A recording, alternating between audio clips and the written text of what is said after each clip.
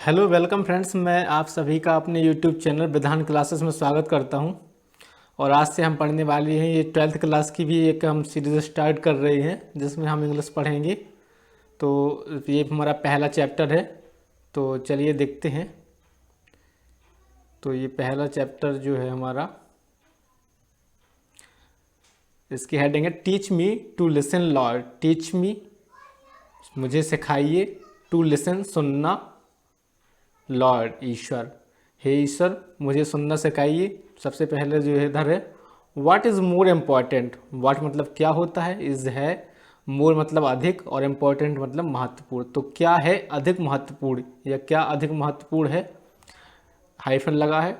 To speak बोलना, कैसे बोलना, ये एडवर्ब है। इफेक्टिवली यानी कि प्रभावीपूर्ण तरीके से बोलना, और या टू लिसन सुनना, कैसे सुनना, अटेंटिवली ध्यानपूर्वक मतलब बहुत ही ध्यान लगाकर सुनना।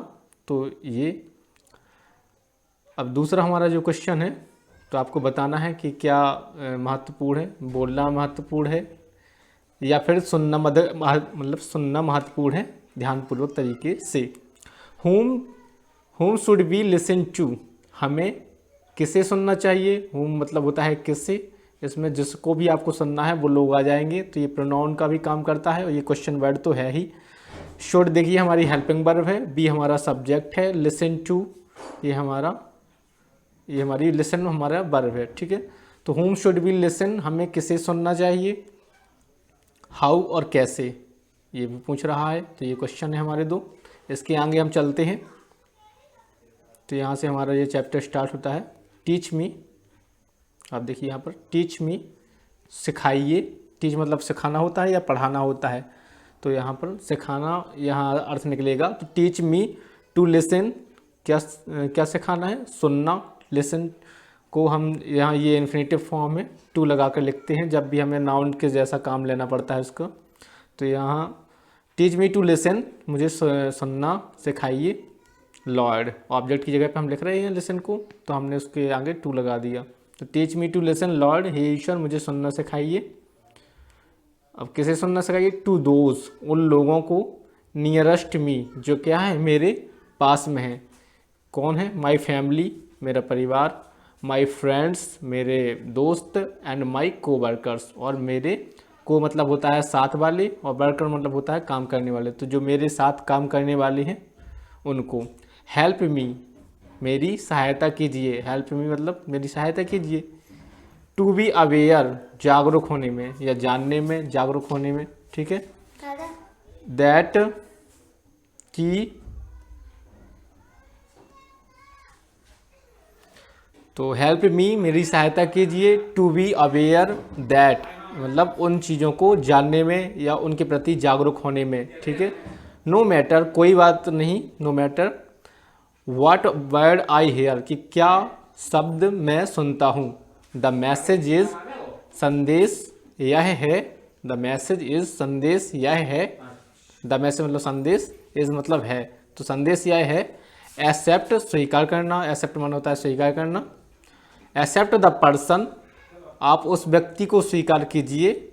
आई एम मतलब जो मैं हूँ, मैं हूँ मतलब मैं जैसा भी हूँ आप मुझे स्वीकार करो। लिसन टू मी मुझे सुनिए। Teach me to listen, teach me मतलब सिखाइए मुझे, टू लिसन सुनना, लॉर्ड ईश्वर, ठीक है। तो ये पहली पंक्ति फिर से लौट के आ रही है कविता की कि टीच मी सिखाइए, क्या सिखाइए, टू लिसन सुनना, लॉर्ड मतलब ईश्वर, ठीक है। तो ईश्वर मुझे सुनना सिखाइए। टू दोज उन लोगों को, ठीक है। तो दोज क्या है, ये प्रोनाउन है।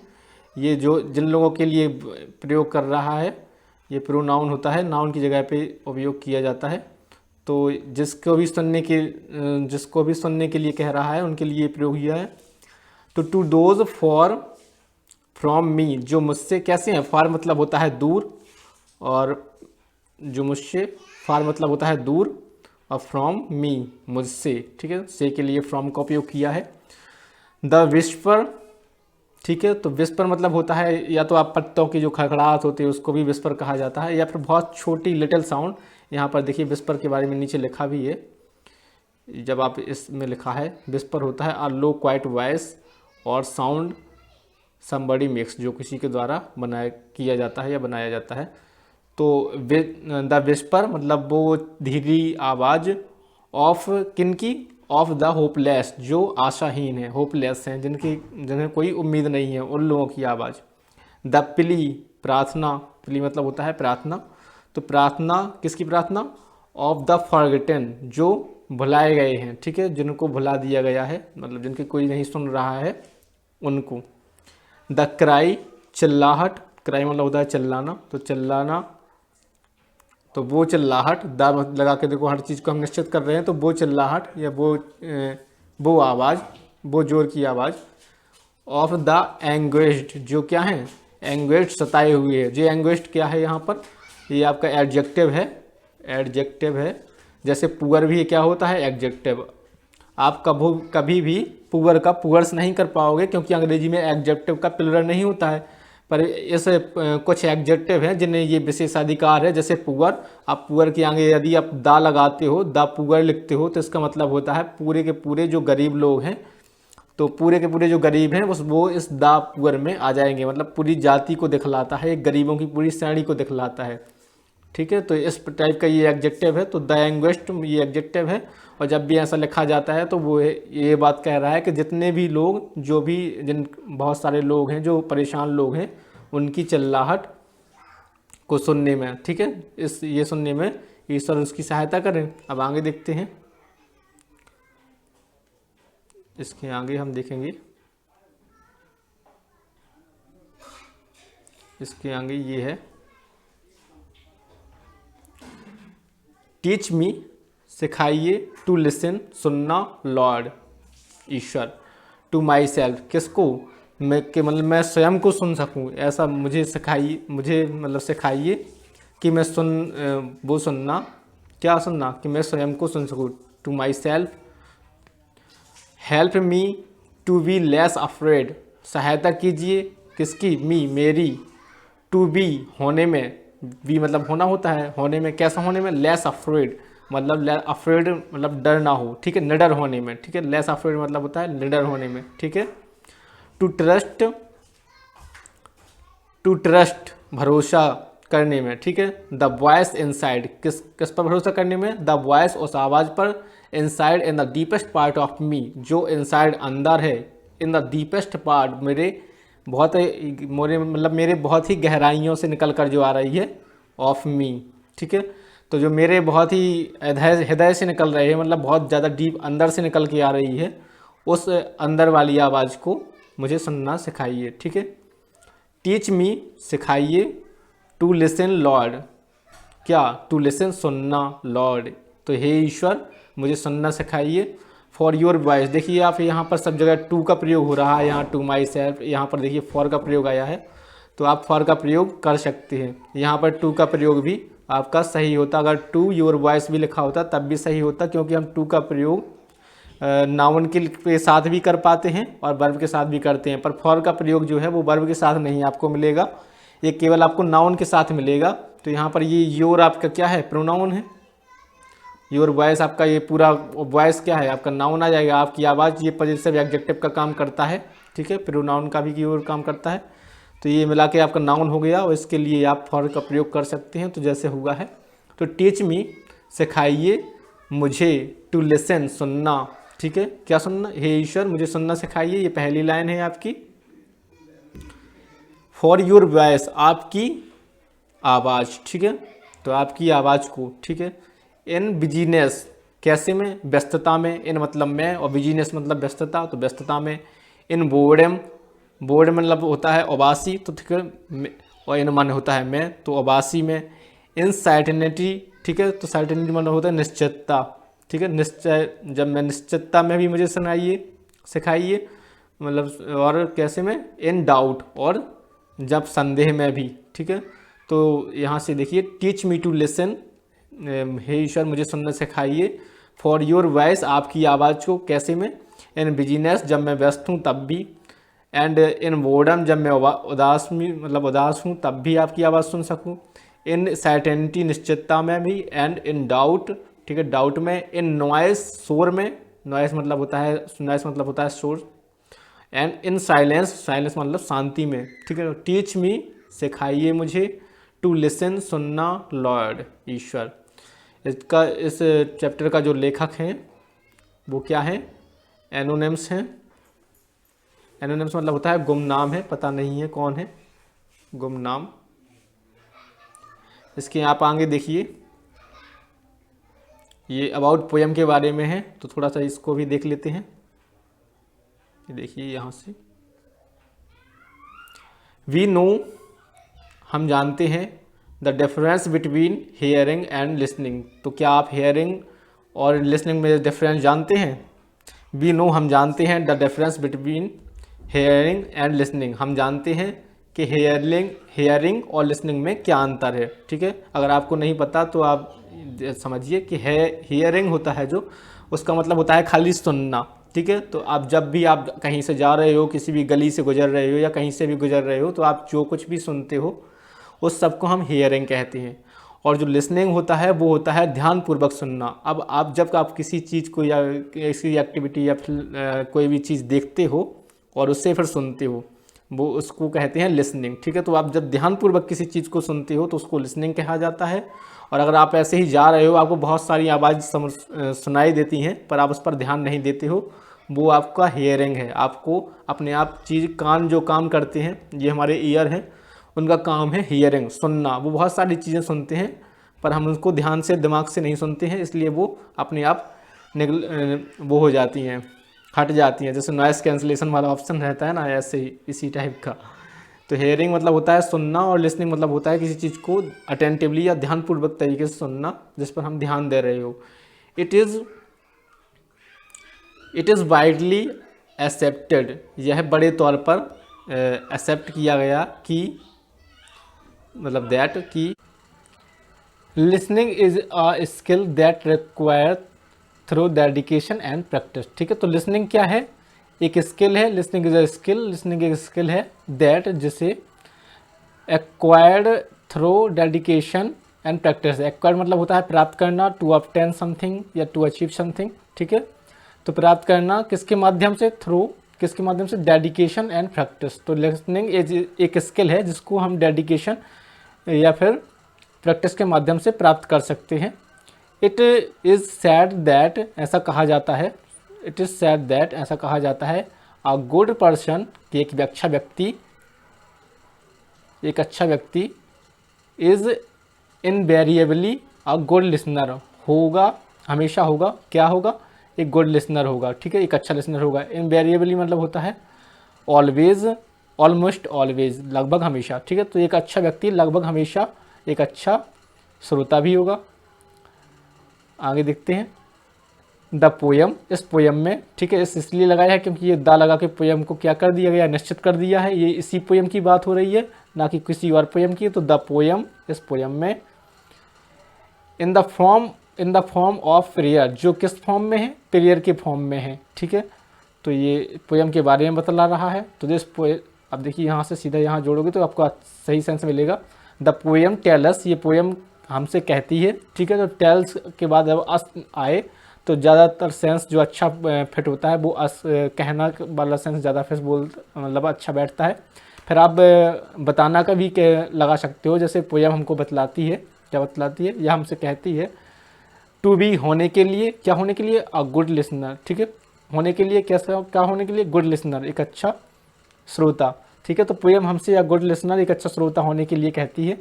वी शुड बिगेन, हमें शुरुआत करनी चाहिए, बाई लिसनिंग, ठीक है, सुनने के द्वारा, टू दोज, उन लोगों को, ठीक है। तो उन लोगों को हमें सुनना चाहिए, सीधा से मतलब ये है, हु आर नियरेस्ट, जो क्या है, नियरेस्ट हैं, पास में हैं। We may find out that, हमें उन्हें क्या करना चाहिए, खोजना चाहिए, ठीक है। मे संभावना दिखाता है तो हमें फाइंड आउट करना चाहिए, या मे एक बाध्यता भी दिखाता है, परमिशन भी मे का प्रयोग किया जाता है, तो मे के बहुत सारे यूजेस है। तो we may find out that, हमें उनको क्या करना चाहिए, फाइंड आउट करना चाहिए। ऑल्दो, यद्यपि, they do not speak it loud, यद्यपि वे क्या हैं, वे दे डू नॉट स्पीक, वो नहीं बोलते हैं इट, ठीक है। इट ऑब्जेक्ट की जगह पे आया है, इट का कोई सेंस भी नहीं होता, फिर भी आप जो भी आप सेंस लगा चाहो they do not speak it, वो नहीं बोलते हैं अलाउड, अलाउड मतलब होता है तेजी से, तो ये डू की विशेषता बतला रहा है, ये एडवर्ब है, ठीक है। तो वो तेज तेज नहीं बोलते हैं, यट फिर भी या लेकिन जो भी आप सेंस निकाल पाओ, यट दे ऑल वांट्स पर फिर भी वो चाहते हैं, या फिर लेकिन वो चाहते हैं, जो भी आप सेंस सटीक बैठे, दे ऑल वांट्स वो सभी चाहते हैं, क्या चाहते हैं, अवर अटेंशन हमारा ध्यान, एंड ये अवर यहाँ पर कॉमन हो जाएगा इसमें भी, अवर रिकॉग्नाइजेशन और हमारी पहचान, ठीक है। तो वो चाहते हैं पहचान और ध्यान खींचना, ठीक है हमारा। अब आगे चलते हैं। द पोएम टेलस, अब यहाँ देखिए जब पोएम टेलस, पोएम हमसे कहती है, क्या कहती है, टू हीड द वॉइसेस, ठीक है। तो हीड मतलब सुनने के लिए, हीड मतलब होता है ध्यान से किसी चीज़ को सुनना, ध्यान देना, ठीक है। तो ध्यान देने के लिए वॉइसेस आवाज़ों पर, ठीक है। कौन सी आवाज़ें, which may not be within our year shot, जो हमारी ईयर शॉट मतलब होता है श्रवण सीमा, जो हमारे श्रवण सीमा के क्या हैं, श्रवण सीमा में नहीं आती है, विच नॉट मे बी, जो नहीं संभावना है कि वो नहीं आती हैं within our year shot, हमारी श्रवण सीमा के अंतर्गत, मतलब हमको ज़्यादातर उनको नहीं सुन पाते हैं, बहुत स्लो आवाज़ होती है। दे आर वे हैं, क्या हैं, the voice of the people, उन लोगों की आवाज़ें, ठीक है। द पीपल मतलब उन लोग, तो उन लोगों की आवाज़ें, हु आर अप्रेस्ड, ठीक है, जो क्या है, दबे हुए हैं। हु आर सफरिंग, जो क्या है, सफ़र कर रहे हैं, पीड़ित हैं, ठीक है, सफ़र कर रहे हैं, suffering. And who cannot tell us their woes, और जो कैन नॉट मतलब नहीं बता सकते, टेल मतलब बताना, ठीक है, या कहना, तो जो नहीं कह सकते किससे, हमसे, अस हमसे, देयर वो मतलब होता है दुख, दुख या पीड़ा, तो जो अपनी पीड़ा हमें नहीं बतलाते हैं, जो हमसे नहीं कह सकते अपनी पीड़ा, ठीक है। वी शुड रीच दैम, हमें उन लोगों तक पहुंचना चाहिए, ठीक है, उन तक पहुंचना चाहिए, दैम उन लोगों के लिए आया है, तो हमें उन तक पहुंचना चाहिए। लिसन टू देयर प्ली, और उनकी प्रार्थना सुनना चाहिए। आगे देखते हैं। Conscious is the inner voice that wants to against a sinful deed, ठीक है। कॉन्शियस होती है, जो ये कॉन्शियस होती है वो हमारी कॉन्शियसनेस, ये चेतना की आवाज़ जिसको हम चेतन कहते हैं। तो कॉन्शियस इज इनर वॉइस, जो हमारे अंतर्मन की जो चेतना है, चेतना की जो आवाज़ है, दैट बांड्स, वो हमें बांड करती है, चेतना इज द इनर वॉइस, जो हमारे अंदर की वॉइस की जो चेतना है, दैट जो बांड्स हमें मतलब बांड बनती है, वार्निंग देती है, चेतावनी, वार्न्स करती है, क्या करती है, वार्नस अगेंस्ट, विरुद्ध में, किसके विरुद्ध में, अ साइनफुल डीड, साइनफुल मतलब होता है बुरी चीज़, तो बुरे काम करने के विरोध में जो निकलती है, जैसे हम जब कोई बुरा काम करते हैं तो हमारे अंतर्मन से एक आवाज़ आती है, तो उसी आवाज़ की बात कर रहा है। It distinguish between what is right and what is wrong, तो इट डिस्टिंग्विश मतलब होता है कि भेदभाव, यह भेदभाव करती है, या आप डिफरेंट इसका सिनोनिम से, तो ये अंतर बतलाती है, बिटवीन दो लोगों के लिए आता है, तो आगे दो वर्ड होंगे, जैसे ये है व्हाट इज़ रॉन्ग और व्हाट इज़ राइट, जो अंतर बतलाती है, ठीक है, जो अंतर करती है किस चीज़ में, कि व्हाट इज़ राइट क्या सही है, एंड व्हाट इज़ रॉन्ग और क्या गलत है। व्हेन वी डू रॉन्ग, जब हम गलत करते हैं, वी, आगे देखिए, व्हेन वी डू रॉन्ग, जब हम गलत करते हैं, बी सप्रेस्ड, हम दबा देते हैं, दिस वॉइस, इस आवाज़ को, तो जब हम गलत करते हैं हमारे अंदर से एक आवाज़ आती है, तो हम उसको क्या करते हैं, दबा देते हैं। बी शुड, हमें चाहिए, instead trust it and listen to it, हमें चाहिए कि इस पर विश्वास किया जाए, विश्वास करें, ट्रस्ट करें, एंड लिसन, और उसको सुने, ठीक है। फाइनली, आखिरकार, द पोएट वांट्स, कवि चाहता है, देखिए ये वाला स्ट्रक्चर आपको और जगह भी मिल सकता है। वांट्स के बाद समबडी आएगा, फिर टू डू समथिंग आएगा, ठीक है, ये होता है wants somebody to do something, इसका मतलब होता है किसी से कुछ चीज़ कहने को, करने के लिए कहना, ठीक है, या किसी से कुछ चीज़ चाहना, तो उसका जो सेंस निकलेगा आप हिंदी में निकालोगे तो किसी से कुछ चीज़ करने के लिए कहना, ठीक है, तो ये वाला सेंस निकलेगा। What somebody to do something structure होगा। जैसे अभी आप देखिए ये वांट्स, समबडी की जगह पर आपका आस आ गया, समबडी की जगह पर कोई व्यक्ति आता है तो ये समबडी है, ठीक है। वांट समबडी टू, ये टू आ गया है आपका, यहाँ पर देखिए आपका ये टू आया है। ये डू की जगह पे कोई वर्ब रखेंगे तो ये लिसन आपकी वर्ब आ गई है, ठीक है। Want somebody to do, want somebody to do something, तो टू डू समथिंग की जगह पे आपको वो ये इतना फ्रेज रख दिया है, टू गॉड्स वॉइस, ये इतना पूरा फ्रेज रख दिया है। तो इसका मतलब होता है किसी चीज़ को करने के लिए कहना। तो फाइनली आखिरकार द पोएट वांट्स टू, कवि करने को कह रहा है, किससे, हमसे, क्या करने को, टू लिसन, मतलब वो हमसे सुनने के लिए कह रहा है, टू गॉड्स वॉइस, किसकी आवाज़, ईश्वर की आवाज़।